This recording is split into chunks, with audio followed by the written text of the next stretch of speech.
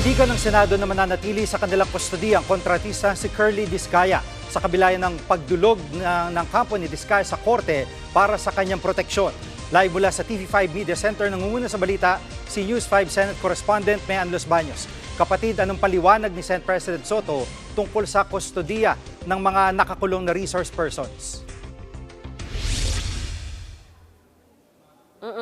Jiggy, para mismo kay Senate President Tito Soto ay dapat talagang manatili muna sa Senate Detention Facility yung mga napakontempt na resource persons sa mga pagdinig ng Senate Ribbon Committee kaugnay nga sa mga maanumalyang flood control project. So sino-sino ba yan? Ang tinutukoy dyan sila Curly Discaya, sila Engineer Henry Alcantara, Bryce Hernandez at JP Mendoza. Kamakailan kasi, Jiggy, naghain sa korte itong si Curly Discaya ng petition for habeas corpus at didinggin nga yan ng korte sa darating na Lunes kung saan ang magre-represent sa Senado ay ang Solicitor General. Pero kasi, Jiggy, ang pangamba ni Senate President Soto, kapag pinalabas nila ng Senate Detention Facility sila Discaya, ay baka mahirapan na sila na mapapunta sa mga susunod na pagdinig ng Senado. Narito ang bahagi ng pahayag ni Senate President Tito Soto.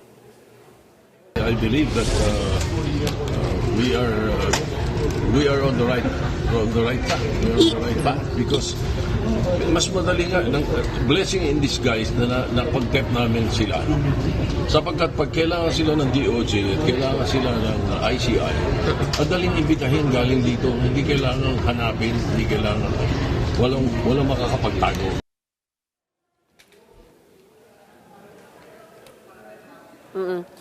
Jiggy, ang siste lang, naka-session break ang Senado simula ngayong araw hanggang sa November 10. So kung hindi kakatigan ng korte, itong sila Discaya, talagang isang buwan pa silang nandyan sa detention facility. Pero ang iginigiit ngayon ni Senate President Soto, yan na yung napag-usapan nila bago pa man maging ombudsman si dating DOJ Secretary Boying Rimulya na mananatili sa Senado itong sila Discaya kahit pa itinuturing na silang mga protected witness ng DOJ. Jiggy. At may sa ibang usapin, may napili na bang permanenteng mamumuno sa Blue Ribbon?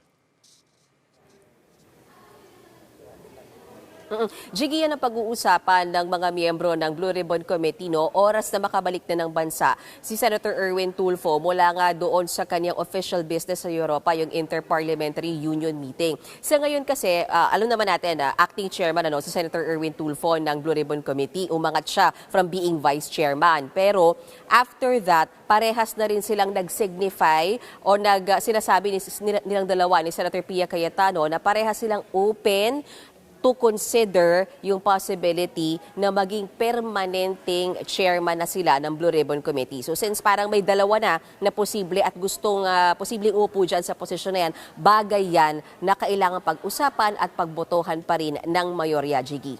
Ilang araw ng usap-usapan pa rin itong pagpapalit ng liderato sa Senado. Ito kayang session break, may mabuo o may mangyari kaya?